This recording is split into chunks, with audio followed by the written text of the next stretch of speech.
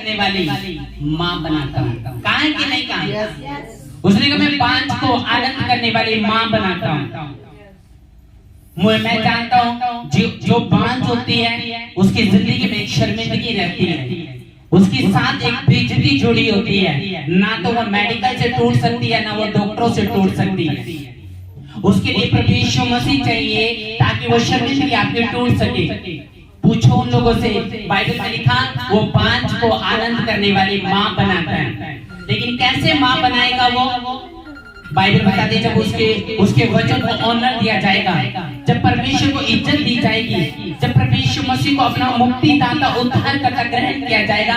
परमेश्वर ने कहा मैं उसको बांझ को लड़कों के घर में आनंद करने वाली माँ बनाता हूँ। हन्ना कौन थी? एक बांझ थी। हाँ या ना? आप जानते हो हन्ना कौन थी? एक बांझ थी। अब्राहम की पत्नी कौन थी? एक बांझ थी। राहेल की पत्नी कौन? याकूब की पत्नी कौन थी? राहेल, एक बांझ थी। इसहाक की पत्नी कौन थी? रिबका, देखा बांझ थी। उसने कहा मैं बांझ को घर में आनंद करने वाली माँ बनाता हूँ, सुखों की माँ बनाता हूँ, लड़कों की माँ बनाता हूँ, लड़कियों की माँ बनाता हूँ। तुम्हें एक चाचा बनाता है, तुम्हें एक भाई बनाता है, तुम्हें एक बुआ बनाता है। परमेश्वर ने कहा मैं तुमको बनाता हूँ। लेकिन जब तक उसके वचन को ऑनर नहीं दिया जाता, उसको इज्जत नहीं दी जाती, कोई भी सर्वशक्तिमान का वचन जो बाइबल में तुम्हारी जिंदगी में कभी पूरा नहीं होता। हन्ना जानती थी मैं बांझ हूँ, हन्ना जानती थी कि मुझे कोई औलाद नहीं है, औलाद का मेरी जिंदगी में सुख नहीं है। वो देखा वो यहोवा परमेश्वर को मानने वाली औरत थी, वो परमेश्वर को मानने वाली औरत थी। देखा वो बांझ थी, उसकी सोतन को बच्चा था लेकिन उसको कोई बच्चा नहीं था। पति एक ही था, दोनों का पति एक ही था। देखा वो उसकी सोतन थी। हन्ना परमेश्वर को मानती थी, उसकी सोतन भी परमेश्वर को मानती थी और पति एक ही था। हन्ना जानती थी मैं बांझ हूँ, उसकी सोतन उसको चिढ़ाती थी अपने बच्चों को दिखाकर। पूछो उस औरत से जिसको बच्चा नहीं हुआ, पूछो उस बहन से जिसने अपने औलाद का कभी सुख नहीं देखा, जिसने पति ने अपना बच्चा अपने मुंह से नहीं देखा। बाइबल बताती है इसके साथ एक शर्मिंदगी जुड़ी हुई थी। बाइबल बताती है ये परमेश्वर से प्रार्थना करती थी, चर्च जाने वाली औरत थी, परमेश्वर को मानने वाली औरत थी, प्रार्थना करने वाली औरत थी। ये वो देख सकती थी जो आज का बंदा नहीं देख सकता। ये वो देख सकती थी जो एक आम बंदा नहीं देख सकता, एक शारीरिक बंदा नहीं देख सकता।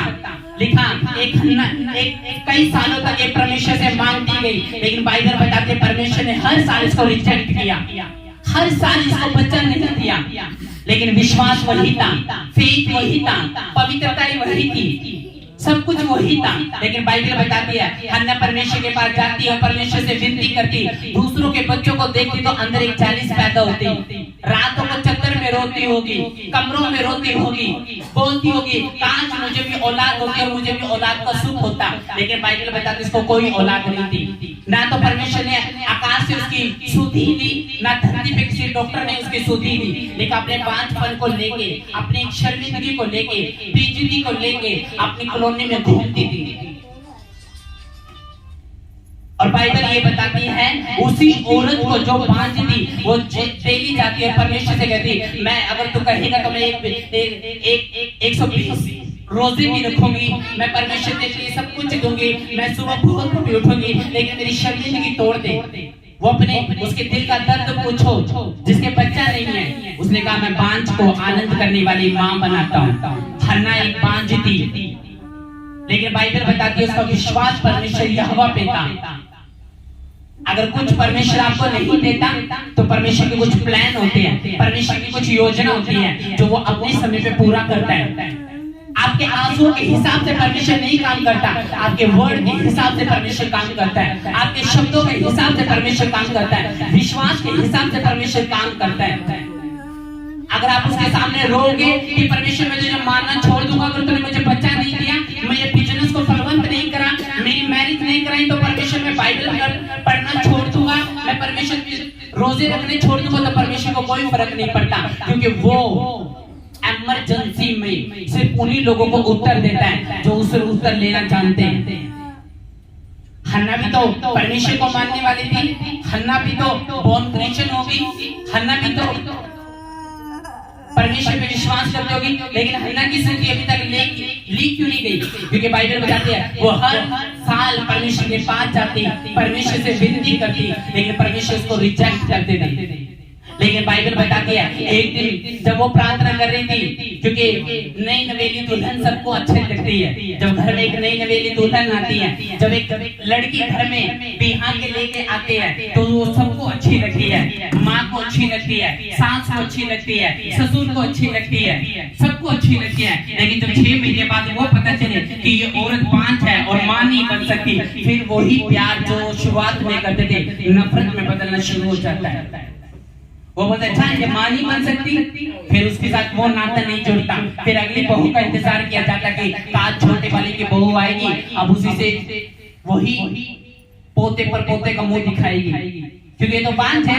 और पूछो बांझ से आज जिनके जो बहन बांझ है, जो लड़की बांझ है, जो मैरिज के बाद भी बांझ है, उसकी जिंदगी किस तरह की है, कितनी दिक्कतों को उसको सामना करना पड़ता है, कितनी प्रॉब्लम्स का उसका सामना करना पड़ता है, कितनी रिजेक्शन उसको रोज मिलती है। पूछो उस बांझ औरत से, उसने कहा मैं बांझ को आनंद करने वाली माँ बनाता हूँ। लेकिन कैसे माँ बनाएगा? हजारों चंडीगढ़ में बांझ पड़ी है, इंडिया में बांझ पड़ी है, फिर क्यों आनंद करने वाली माँ नहीं बनाता? हाँ, वचन तो तेरा ये कहता है कि मैं बांझ को घर में लड़कों की आनंद करने वाली माँ बनाता हूँ। फिर क्यों चंडीगढ़ में बांझ है, क्यों लोग अस्पतालों में बांझ है, क्यों इस इंडिया में बांझ पड़ी है? बनाऊंगा माँ, क्योंकि कोई भी वचन बिना विश्वास के तुम्हारी जिंदगी में पूरा नहीं हो सकता। बाइबल बताता है आप कुछ भी कर लो, रो लो परमेश्वर के सामने, अगर तुमने मुझे बच्चा नहीं दिया मैं तुझे छोड़ दूंगा, छोड़ दो उसको, उसका कोई सिंहासन नहीं हिल जाएगा। तो बोलोगे मुझे घर नहीं दिया, परमेश्वर में रोजे रखना छोड़ दूंगा, पवित्रता में चलना छोड़ दूंगा, छोड़ दो, परमेश्वर को कोई सिंहासन नहीं हिलता, क्योंकि आंसू से फाइट नहीं जीती जाती। बाइबल कहती है आत्मिक फाइट सिर्फ आत्मिक रीति से जीती जाती है, और वो वही लोग सोच सकते हैं जो आत्मा से जन्मे हैं, जिनकी आंखें आत्मिक हो, जिनका दिमाग आत्मिक हो, जिनकी सोच आत्मिक हो, जिनकी आत्मा आत्मिक हो, वही लोग फाइट जीत सकते हैं। हन्ना ने अगर रो धो के फाइट जीतनी होती तो वो 6 महीने के अंदर शैमुएल को पैदा कर देती। क्यों परमेश्वर इतने वर्ष बीतने दिए? परमेश्वर आज यही चाहता है तुम्हारी नियत खराब ना हो, तुम्हारी आदत खराब ना हो। क्या तुम मेरी दिखाई हुई चीजों से प्यार करते हो या मुझसे प्यार करते हो? क्या मेरी दिखाई हुई प्रॉपर्टी से प्यार करते हो या तुम मुझसे प्यार करते हो? ये तुम्हारे पर निर्भर करता है। और मैं जानता हूँ परमेश्वर के वचन पे हर एक व्यक्ति खड़ा नहीं रह सकता। हन्ना की तरह हर एक व्यक्ति वचन पे खड़ा नहीं रह सकता। क्या परमेश्वर तुम्हें सुख ना देते तुम तब भी परमेश्वर को मानोगे? ये तुम्हारे ऊपर निर्भर करता है। क्या परमेश्वर तुम्हारी दिल के डिजायर को पूरा ना करे, क्या तुम यहोवा परमेश्वर को तब भी मानेंगे? ये तुम्हारे ऊपर निर्भर करता है। उसने कहा मैं बांझ को आनंद करने वाली माँ बनाता हूँ, तो क्यों नहीं बनाता? लेकिन बाइबल बताती है आत्मिक रीति से जो इस वचन को जानता है आज वो अपनी चंगाई को समझ जाएगा। वो समझ जाएगा कि मुझे परमेश्वर प्रभु यीशु मसीह के हाथों से चंगाई को लेना कैसे है, मुझे अपनी आसमान की जो चंगाई ठहरी हुई है उसको लेके आना कैसे है। ये तुम्हारे ऊपर निर्भर करता है। देखा हन्ना बांझ थी, लेकिन उसने कसम खाई कि मैं परमेश्वर के पास जाऊंगी। उसने कहा परमेश्वर जो बच्चा तू मुझे देगा मैं तेरे भवन में वापस दे दूंगी। वो कुछ समय के अंदर प्रेग्नेंट थी। कितने लोग जानते हैं इस बात को?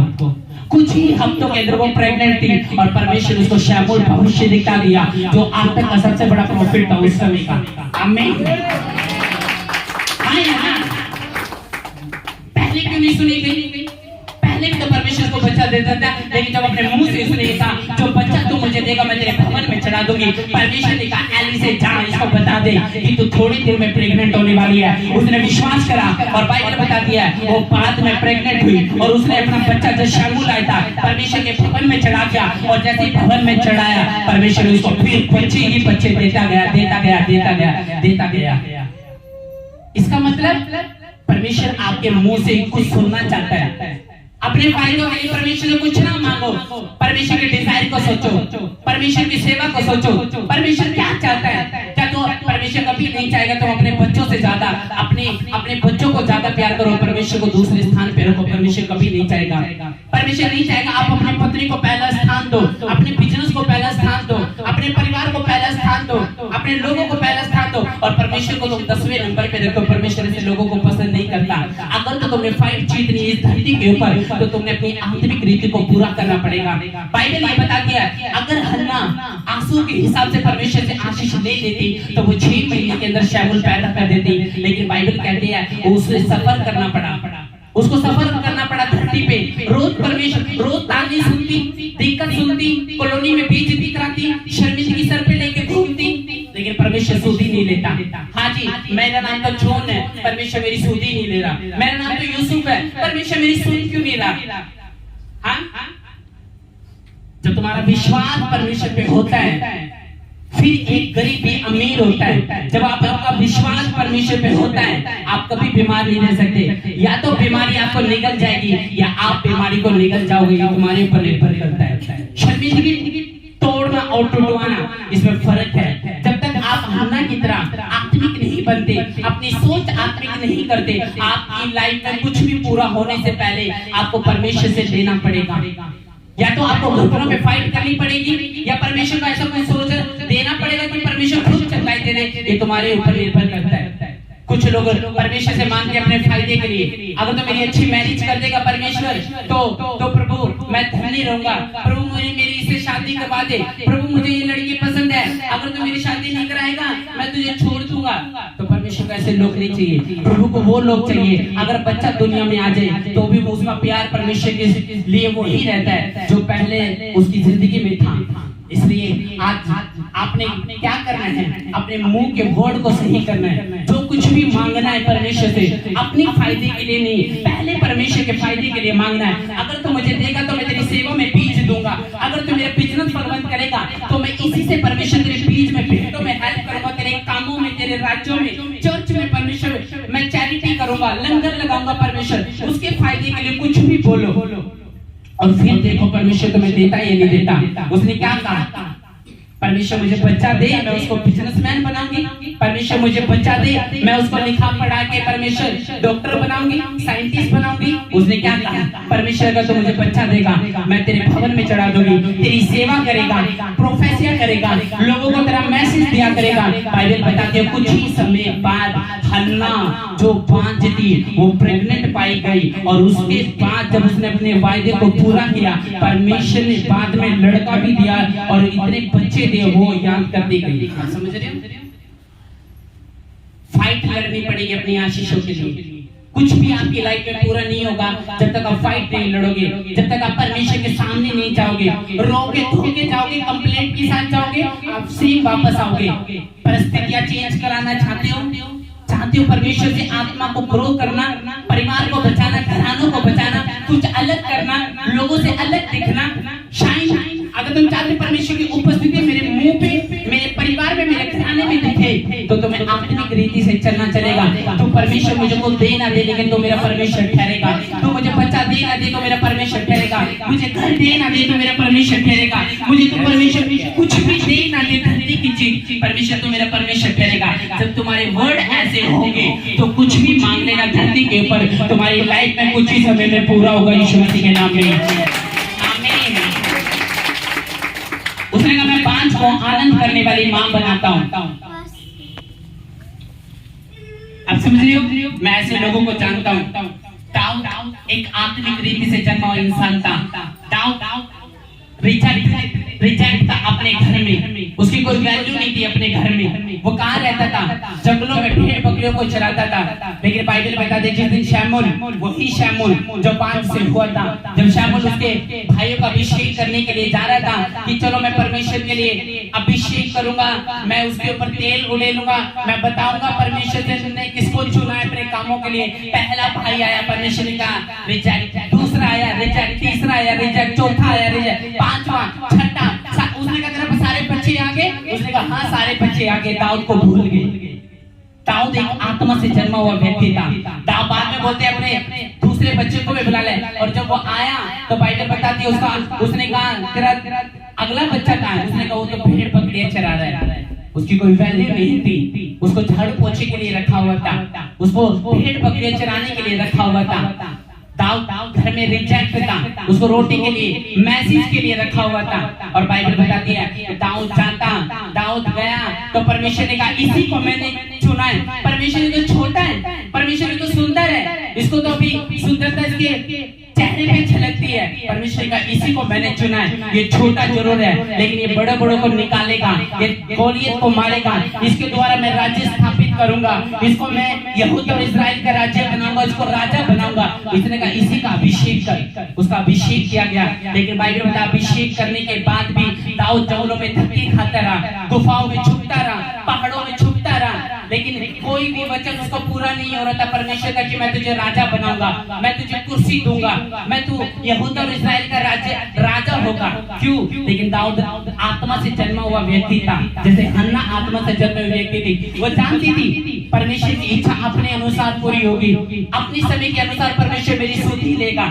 इसलिए दाऊद चलता गया, शाऊल उसके मारने के पीछे, भाला मारने के पीछे था, वो भागता गया और वो उसको पीछा करता गया। और दाऊद कभी जंगलों में भटकता, कभी गुफाओं में छुपता, कभी उसको बचने के लिए कहीं कहीं छुपता, लेकिन उसने अपने मुंह से नहीं कहा परमेश्वर कहाँ है तेरा वादा? तूने तो कहा था कि मैं परमेश्वर राजा होऊंगा, लेकिन देख मैं तो जंगल में धक्के खा रहा हूँ, पीछे मेरे दुश्मन मुझे मारने के लिए घूम रहे हैं। हाँ, तूने तो कहा था कि मैं राजा होऊंगा, तो कोई भी तेरा वचन पूरा नहीं हो, वो कह सकता था। लेकिन दाऊद आत्मा से जन्मा हुआ व्यक्ति था, वो जानता था मुझे फाइट लड़नी होगी, मुझे पढ़ना होगा आत्मिक रीति से, मुझे इमोशनल होके नहीं लड़ना, मुझे आत्मिक सोच रखनी होगी, मुझे आत्मा से जन्मा होगा, मुझे परिपूर्ण होना पड़ेगा, मुझे पढ़ना पड़ेगा, जो कुछ परमेश्वर कहता है मुझे करना पड़ेगा, बिना क्वेश्चन करे मुझे उसके पीछे चलना पड़ेगा, मुझे विश्वास करना पड़ेगा, धीरे धीरे पेशेंस रखना पड़ेगा। और दाऊद पेशेंस रखता गया और बाइबल कहती है परमेश्वर ने उसको 66 लड़ाई जितवाई और बाइबल बताती है बाद में वो इस्राएल का राजा बना और बाद में उसको यहूदा का राजा भी बनाया गया। हाँ या ना? जब तक आप आत्मिक नहीं होते आप वो नहीं देख सकते जो परमेश्वर आपको दिखाना चाहता है। आप वो देख रहे हैं मेरी सिचुएशन कितनी बड़ी है, मेरा परिवार, मेरी प्रॉब्लम कितनी बड़ी है, मेरी शर्मिंदगी कितनी बड़ी है, आप अपनी आशीषों को नहीं देखते। क्यों? जब दुख आपकी लाइफ में आता है, दर्द आपकी लाइफ में आता है, विश्वास से जब आप परखे जाते हो आप गिर जाते हो। क्यों? क्योंकि अभी तक आपका आत्मिक रीति से जन्म नहीं हुआ।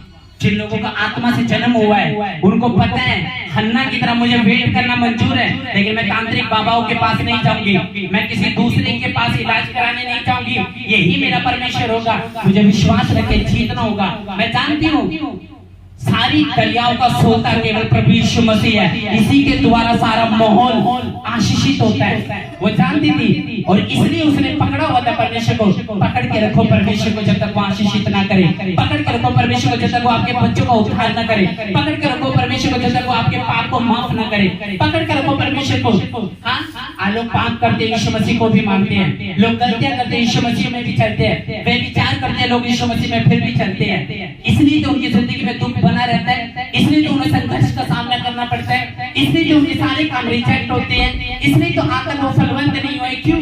परमेश्वर ने तो उनको आवाज दी लेकिन उन्होंने सुनी नहीं। क्यों? अभिलाषाओं के कारण, अपनी अभिलाषाओं के कारण, अपनी आंखों के देखने के कारण, 2 पत्नियां रखने के कारण, चक्कर चलाने के कारण। इसलिए परमेश्वर ने आज तक उनकी लाइफ में वो पूरा नहीं करा जो परमेश्वर ने दाऊद की हन्ना की जिंदगी में पूरा किया। आत्मिक रीति से जन्म लो, बहुत क्रिश्चियन होने से कोई फायदा नहीं है। यूसुफ नाम रखने से, जॉन नाम रखने से, पीटर नाम रखने से कोई फायदे नहीं है। मैंने ऐसे लोग देखे जिनका नाम जॉन है लेकिन पोगा मार के बैठे हैं पीछे। मैंने वो देखे नाम यूसुफ है, दूसरी पत्नी करके बैठा है। नाम रखने से कुछ नहीं है। अगर तुम नाम की कॉपी कर सकते तो उनकी स्टोरी की भी कॉपी करो कि वो कितने पवित्र लोग थे, परमेश्वर में कैसे बढ़े, वो परमेश्वर की किस तरह से उन्होंने काम करे, किस तरह से अपने बच्चों को भेंट कर दिया, लेकिन अड़े रहे, खड़े रहे, परमेश्वर से प्यार करते रहे। आमीन। मैंने ऐसे लोगों को देखा कंप्लेन, जैसे लाइफ में दुख आता है प्रेयर भूल जाते हैं, गिर जाते हैं, विश्वास मर जाता है। हाँ, फिर कोई प्रेयर लाइफ में कुछ नहीं रहता, लगता है लोग सेवा में बढ़ नहीं रहे, चलो जी हम अपने कामों में करें। अरे ऐसा विश्वासी बनना है तो वही रहना था, क्यों परमेश्वर में आए? वही गलत काम करने तो क्यों परमेश्वर में आए? वही करते, क्योंकि प्रभु यीशु मसीह की कभी कोई गलती नहीं होती। परमेश्वर से ज्यादा धर्मी कोई नहीं है, परमेश्वर से ज्यादा दयावान कोई नहीं है। आपको चलना है जैसे दाऊद चला, दाऊद को कितनी भूखों का सामना करना पड़ा, उसको भूखा रहना पड़ा, उपवास में रहना पड़ा, उसके शत्रु उसके मारने के पीछे थे, राजा उसको मारने के पीछे था, वो बस एक ही भला मारना था, दाऊद मर जाना था। लेकिन दाऊद के साथ परमेश्वर था। दाऊद जानता था मैं आत्मिक रीति से जन्मा हूँ, मुझे वो देखना जो परमेश्वर मुझे दिखाना चाहता है। मेरी सेवा बड़ी है, मेरी कुर्सी बड़ी है, मेरी इज्जत बड़ी है, मेरा परिवार बड़ा है, मेरा बच्चा जोन निकलेगा, मेरा बच्चा पीटर निकलेगा। मैं जानती हूँ एक दिन परमेश्वर का सर्वशक्तिमान का वचन मेरी जिंदगी में पूरा होगा। मैं आपको बताता हूँ इस धरती के ऊपर, इस पंडाल के ऊपर, अगर आज का वचन आप सुन के जाए, आप बड़े बड़े काम करोगे यीशु मसीह के सामर्थ्य नाम में। मैं आपको पैसे दे रहा हूँ। आमीन। उसने कहा मैं 5 को आनंद करने वाली माँ बनाता हूँ। जाओ आज जितने भी 5 से मिलो, एक ही बात बोलना, या तो शैतान के कारण तेरी कोख बंद है, या तेरी फिजिकल मेडिकल के कारण तेरी लाइफ जो बंद है, या तो दवाई के कारण तेरी लाइफ बंद है। उसने बोला अगर तो जो परमेश्वर का वचन कर पूरा करने के लिए तैयार है। कितने लोग जानते हैं 8 औरतें जो 5 थी डड्डू माजरा से लेके 25 से यहाँ पे आके ब्लेस हुई है। कितने लोग जानते हैं यहाँ पे बेबी ब्लेसिंग के साथ गई है 8 औरतें। आमीन। जिनकी यूट्रस बंद थे, जिनकी यूट्रस गल चुके थे, बच्चे दाने फट चुके थे, डॉक्टर्स ने कहा नहीं होगा। एक बहन, जब मैंने आपको बताया उससे जब मेरी बात हुई, उसने कहा मेरा यूट्रस गल चुका है, 2 बच्चे दाने हैं, 50,000 रुपए मांग रहे हैं, बच्चा होने की उम्मीद नहीं है, मैं सब जगह जा चुकी हूँ, मैं 5 हूँ, मेरी भाभी मुझे ताना मारती है, मुझे कलहनी कहती है, फिर मुझे समझ नहीं आता मैं क्या करूँ। डिस्टर्ब मत करो। उसने कहा मैं क्या करूं? उसने कहा मुझे समझ नहीं है। जब उसने कहा कि मैं इतने साल हो गए मुझे बेबी नहीं हो रहा, मुझे बेबी नहीं, मेरा यूट्रस गल चुका है, मैं रिपोर्ट कराती हूँ, उसमें मेरी बच्चेदानी 2 बच्चेदानी, उसने कहा 1 बच्चेदानी निकालनी पड़ेगी, 50,000 रुपए लगेंगे, 1 लाख रुपए मैं गवा चुकी हूँ। तांत्रिकों के भी गई, बाबाओं के भी गई, मेडिकल भी खाया, लेकिन कोई बच्चा नहीं हुआ। कि मैं करूं क्या? उसने बोला एक बार परमेश्वर मसीह के पास जा, अगर तो उसने बच्चा दिया तो वो तेरा परमेश्वर ठहरेगा। उसने कहा अगर उसने मुझे बच्चा दिया तो वो मेरा परमेश्वर होगा। उसने कहा मैं लास्ट उम्मीद है, यीशु मसीह के पास आई और फोन पे जब जैसे वो आई, उसने कहा मुझे बच्चा नहीं है, मुझे बच्चा ठहर नहीं रहा, मैं 2 बच्चे तानी है। उसने कहा मैं विश्वास करती हूँ यीशु मसीह मेरा उद्धार करता है, मैं परमेश्वर को मानूंगी, चलूंगी। उसने कहा ठीक है, और फोन आता, फोन पे बोला जाता है 1 हफ्ते के अंदर तेरी प्रेगनेंसी होगी। उसने कहा है डॉक्टर्स बोलते तुझे कभी बच्चा नहीं होगा, तू बोलता है 1 हफ्ते के अंदर तेरी प्रेगनेंसी होगी, तो झूठा है। पैसे चाहिए? मैंने कहा पैसे नहीं चाहिए। उसने कहा फिर तू कैसे कहता है? मैंने कहा बाइबल में लिखा वो 5 को आनंद करने वाली माँ बनाता है। किसमें लिखा? मैं कहा बाइबल में। तेरी बहुत अच्छी बात है, लेकिन मैं बन सकती हूँ? मैंने बोला डॉक्टर्स क्या कहते हैं? कभी नहीं बन सकती, तो 5 और 5 ही रहेगी। उसने कहा उसके मुंह की बात सुन ली, अब मेरे मुंह के बात पे विश्वास कर, तो 1 हफ्ते के अंदर प्रेगनेंसी को चेक करना तो पॉजिटिव निकलेगी। उसने कहा अगर तू सच में परमेश्वर का दास है तो आज मैं 1 हफ्ते के बाद तो फिर फोन करूंगी। जैसे 1 हफ्ते के बाद उसने अपने आप को चेक किया, वो पॉजिटिव निकली और हैरान हो गए, कहते ये कैसे हो गया, ये कैसे हो गया। और ये पूरी मिनिस्ट्री जानती है डॉक्टर मात्रा। हालेलुया। उसने चेक किया, उसने देखा मैं तो पॉजिटिव निकल गई। मैंने अपने पैरों पे गद्दे पे मुक्के मारे, मैंने कहा क्या बात है परमेश्वर, तू तो काम करता है। आमीन। उसने कहा 5 को घर में आनंद करने वाली माँ बनाता है। कुछ भी चाहिए परमेश्वर से तो पहले परमेश्वर से रिलेशन बनाओ, संबंध बनाओ। थोड़ी से दर्द को देख के अपने विश्वास गिराओ मत, आत्मिक रीति से फॉलो करो। एक ब्लड का प्रेशर आया, एक लाइफ में दुख आया, चिंता आई, बोझ आई, परमेश्वर को छोड़ के निकल के चर्च जाना बंद कर दिया, बाइबल पढ़ना बंद कर दिया। कहाँ गया तुम्हारा विश्वास? तुम तो नाम बोलते थे मैं परमेश्वर के लिए सिर कटवा दूंगा, मैं परमेश्वर के लिए मर जाऊंगा, मैं परमेश्वर के लिए ये कर जाऊंगा, मैं उधर चला जाऊंगा ठंड में। जब मैंने देखे लोगों को बड़ी बड़ी बात करते हैं, जब बारिश आ जाती है ना बैठ जाते हैं चाहिए, मैं नहीं आता और बात करते हैं दाऊद अब्राहम जैसी। हालेलुया। जब तक आप दुखों की भट्टी से नहीं निकले आप असली विश्वासी नहीं हो। वो अगर आपको बेटा और बेटी बनाएगा, संतान बनाएगा आपके, हाँ इमरजेंसी में वो आपको उत्तर दे सकता है, इमरजेंसी में उत्तर देगा, हर बार उत्तर नहीं मिलेगा, देना पड़ेगा। अगर एक बंदे को इमरजेंसी है, दुष्ट आत्मा नहीं जा रही है, मार रही है, तो परमेश्वर आजाद कर देगा, लेकिन हर बार आपको उत्तर नहीं मिलेगा। ऐसे आपको फाइट करके वो चीज हासिल करनी पड़ेगी जो तुम्हारी आंखों के सामने है। मैंने देखा ऐसे लोगों को। आमीन। उसने कहा मैं घर में पांच को आनंद करने वाली माँ बनाता हूँ। कुछ भी अपने आप पूरा नहीं होता, उसको पूरा करना पड़ता है। अब खुद तुम शैतान के पास जा रहे हो, बोल रहे कि परमेश्वर ने बचाया नहीं, ठेकों पे जा रहे हो, बीच में एक्सीडेंट हो गया, बोल रहे कि परमेश्वर ने बचाया नहीं, समय लेने के लिए जा रहे हो, बीच में मर गए, गिर गए, कुछ भी हो गया, बोले परमेश्वर ने बचाया नहीं। जब तुम गलत काम करोगे भूल जाना परमेश्वर तुम्हारा साथ देगा। जब तुम गर्लफ्रेंड और बॉयफ्रेंड के सिस्टम में पढ़ोगे, सीन में पढ़ोगे, भूल जाना परमेश्वर तुम्हारे साथ होगा। तुम्हारे मुंह से तो लगेगा वो मेरे साथ है, लेकिन तुम्हारे कर्मों को अपनी आत्मिक आंखों से देखना, ना तो इधर है, ना उधर है, ना पीछे, ना आगे है, वो अपने। इसलिए परमेश्वर कहता है वो तुम्हारे साथ जब रहता है, जब तुम अपनी लाइफ को परमेश्वर को देने के लिए तैयार होते हो, जब उसका नाम लेके तुम कैसे निकलते हो और पढ़ते हो। आमीन, हालेलुया।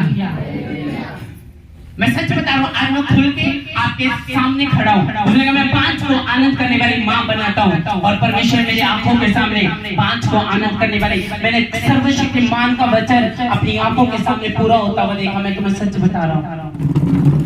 उसने कहा मैं 5 को, सोच के देखो, अगर मेरी वाइफ को बच्चा ना होता तो वो भी एक 5 होती, और लोग आते, लोग बोलते ले खुद अपनी आशीष को खुलवा नहीं सका, लेकिन डंडों मात्र में क्रूसाइड लगाता और दूसरों को प्रेरित करता है। लो जितनी भी 5 है परमेश्वर तुम्हें आनंद करने वाली माँ बना। तू खुद तो पहले अपनी आशीष को गवा ले, क्योंकि 2 साल जब मुझे भी हो गए थे कि परमेश्वर ने बेबी नहीं दिया, तो मैं जानता था अगर मैं पास्टर हूँ तो इसका मतलब ये नहीं कि परमेश्वर मेरी बात को सुनेगा, मुझे अपनी आशीष को घुटनों पे लेना पड़ेगा। और मैं एक ही बात जानता था, परमेश्वर अगर कम से कम 10 लोगों की हीलिंग मेरी आंखों के सामने मैंने अपने वंश के द्वारा करवाई है, किसी के अंदर से दुष्ट आत्मा निकालनी होती, मैं परमेश्वर तुझे अपना बच्चा दे दूंगा सेवा के लिए। अगर तूने इस बहन को आजाद करा, उस अंजलि को परमेश्वर ने उसी के द्वारा आजाद करा। वो सचिन आया, उसके अंदर दुष्ट आत्मा नहीं गई, मैंने बोला तुझे सेवा के लिए दे दूंगा, अगर तूने आजाद करा मैं वंश दे दूंगा। परमेश्वर का जज ये भी आजाद है। फिर मैंने 5 के लिए प्रे करी, अगर तू परमेश्वर इसको खोलेगा, औलाद देगा, तो मैं अपना बच्चा सेवा के लिए दे दूंगा। परमेश्वर का ठीक है। और आज तक की 8 हीलिंग उसी के द्वारा हुई, और परमेश्वर ने कहा आप तू भी बेबी बनेगा, आप तू भी 5 करने वाली, आनंद करने वाली मां बनेगी। आमीन। फिर परमेश्वर ने मुझे कहा, फिर लोगों के ताने आने शुरू हो गए कि पास्टर के पास खुद बेबी नहीं है, वो दूसरों के लिए प्रेयर करता है। मैं परमेश्वर मेरी आंखों में सीरियस नहीं लेता, लेकिन जब मैंने घुटनों पे लड़ा, मैंने कहा परमेश्वर ऐसा ना करना, अगर तू ऐसा करेगा परमेश्वर मेरे साथ एक बेइज्जती जुड़ी होगी, क्योंकि मैं 5 लोगों को देखता हूँ उनका आंसू के अलावा उनकी लाइफ में कुछ नहीं है, तानों के अलावा कुछ नहीं है। कहते हैं लोग उनको परमेश्वर बेइज्जती करते हैं, ऐसा के औलाद नहीं होते, प्रभु ऐसे शब्द बोलते, क्या तू जानता है परमेश्वर मैं सेवा करता हूँ ऐसा हूँ? परमेश्वर ने कहा अपने मुंह को खोल और बोल दे। और बाइबल में लिखा था मान तुझे दिया जाएगा, लेकिन रो धो के ना मांग, कंप्लेंट करके साथ मत मांग, ताना करके मत मांग, पैसे देके लालच देके परमेश्वर को मत मांग। कहता कुछ ऐसा करना पड़ेगा जो परमेश्वर देगा। मैंने एक ही वचन कहता, अपने हाथों को उठा के पवित्र आत्मा की सहायता से एक ही वचन का, वो 5 को आनंद करने वाली माँ बनाता है, वो 5 को आनंद करने वाली माँ बनाता है। और आज देखो आनंद करने वाला बाप, आनंद करने वाली माँ, आनंद करने वाली कलीसिया यीशु मसीह के सामर्थ्य नाम है कि नहीं? तुम बपतिस्मा ले सकते हो, लेकिन इसका मतलब ये नहीं कि तुम गलत काम करोगे परमेश्वर तुम्हारा साथ देगा। मैंने देखा है परमेश्वर ने मुझे करंट से बचाया नहीं, जब तो खुद खाई में जा रहे तो क्यों बचाए परमेश्वर? जब तुम्हें परमेश्वर ने भेजा नहीं लुधियाना, तो परमेश्वर बचाने की जिम्मेवारी भी भाई उसकी नहीं है। जब उसने लुधियाना भेजा नहीं है, बीच में कुछ भी हो गया, परमेश्वर की जिम्मेवारी नहीं है। ठेकों पे जब परमेश्वर नहीं भेजता, जब पाप के नगर में वेश्याओं के अड्डे पे नहीं भेजता, तो जा क्यों रहा है? परमेश्वर नहीं बचाएगा। फिर जब परमेश्वर ने नहीं कहा नशा कर, तेरा लीवर तेरे फेफड़े गल जाए, परमेश्वर की जिम्मेवारी नहीं है। जहाँ वो नहीं भेजता वहाँ वो साथ नहीं होता, और जहाँ वो भेजता है वहाँ तुम्हारे साथ भी रहता है, सूखी भी लेता है, उद्धार भी करता है, बचाता भी है, छुड़ाता भी है, फलवंत भी करता है, आशीषित भी करता है, शैतान के मुंह को शर्मिंदा भी करता है यीशु मसीह के नाम में। आपको विश्वास है कि नहीं? लेकिन मुंह पे स्माइल करके बैठो, आत्मिक रीति से बैठो, अंदर खोलो, शारीरिक रीति से बैठोगे, मुंह पे बांसुरी आएगी, सो जाओगे, बदन सुनने को नहीं करेगा वचन। यहाँ टीचर नहीं हूँ मैं, क्लास टीचर की तरह समझाऊं तुम्हें, क्लास टीचर पता कैसे, दरवाजा बंद करेंगे, बाइबल खोलेंगे, सेम बिठा देंगे। लेकिन ये प्रोफेटिक चर्च है, आप समझते हो ना, यहाँ पे परमेश्वर के एक एक काम तुम अपनी आंखों से देखते हो, मिरेकल्स डिलीवर। इसलिए आत्मिक रीति से बैठो ताकि परमेश्वर का वचन तुम्हारी जिंदगी में पूरा हो सके। आमीन। लेना चाहते हो परमेश्वर से आशीष, तुम ले सकते हो, तुम कर सकते हो, तुम परमेश्वर से बना सकते हो, तुम फ्रेंड बन सकते हो, परमेश्वर के दोस्त बन सकते हो, रिश्तेदार बन सकते हो, ब्लड उसके ब्लड के साथ जुड़ सकते हो, ब्लड लाइन में जुड़ सकते हो, सब कुछ कर सकते हो। क्या दुखों की भट्टी से निकलने के लिए तैयार हो? क्या दुख से निकलने के लिए तैयार हो? जब वो तुम्हें उत्तर न दे, क्या तुम उसे मारने के लिए तैयार हो? जब वो तुम दर्द में हो, ऐसी रात में हो, तो उस समय परमेश्वर को दुहाई देने के लिए तैयार हो?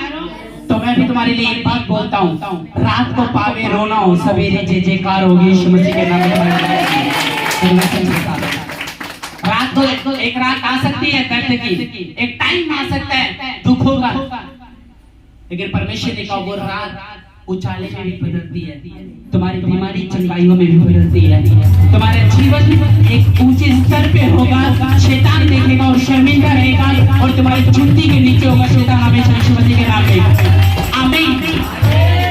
एक टाइम आता है, लेकिन वो टाइम जिंदगी पर, कहते हैं ना, कोई ना एक टाइम आएगा मेरे पास भी घर होगा, एक टाइम आएगा मेरे पास भी बच्चा होगा, एक टाइम आएगा मेरे पास भी बिजनेस होगा, एक टाइम आएगा जब मेरे पास भी सुख होगा, एक टाइम आएगा जब मैं अमीर बनूंगा, एक टाइम आएगा जब मैं धनी बनूंगा, बिजनेसमैन बनूंगा, एक अच्छा हस्बैंड बनूंगा, एक टाइम आएगा जब मैं एक अच्छी माँ बनूंगी, एक टाइम आएगा मैं एक अच्छी लड़की बनाऊंगी। वो टाइम आ चुका है, इसी समय राइट नाउ यीशु मसीह के नाम में आ चुका है।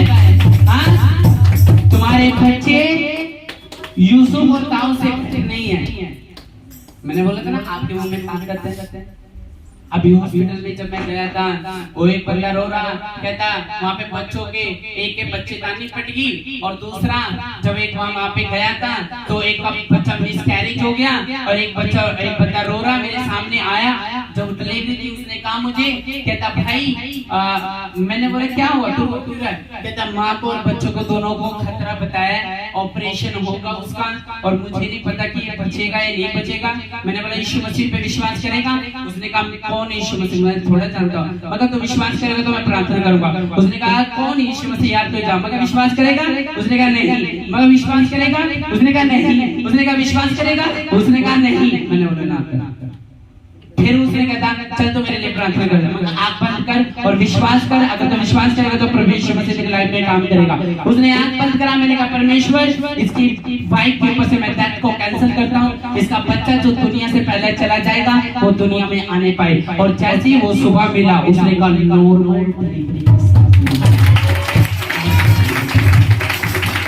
क्या बात है, उसकी नॉर्मल डिलीवरी मेरी वाइफ की ऑपरेशन के साथ। मैंने कहा क्या बात है, मैं अपनी आशीष उसको दे दी। आप समझ रहे हो? आपके बच्चे सुपर ब्लेस है, super bless, super bless, super bless है। शैतान कुछ भी कह रही है, शादी कंडीशन कुछ भी कह रही है, मेडिकल कुछ भी कह रही है, अगर तुम सच्चे विश्वासी हो, पता है तुम्हें कैसे परमेश्वर के हाथों से आशीष को छीनते हैं। कभी इमोशनल में याद ना करना, पहले अपने डिपॉजिट प्रार्थना देखना है भी पीछे डिपॉजिट प्रार्थना। कहते ना HDFC बैंक में जैसे मैंने पैसे जमा करा दिए, कराता गया। अब जब मुझे जरूरत पड़ेगी ना तो मैं उस पैसों को निकाल सकता हूँ, अपनी जरूरतों को पूरा कर सकता हूँ। आज का बंदा, आज का पास्टर, आज का विश्वासी, आज की बहन पता क्या करते हैं, लाइफ में प्रेम नहीं होता। जब लाइफ में दुख आता है ना फिर प्रभु को याद करते हैं और प्रभु से उत्तर नहीं मिलता। क्यों?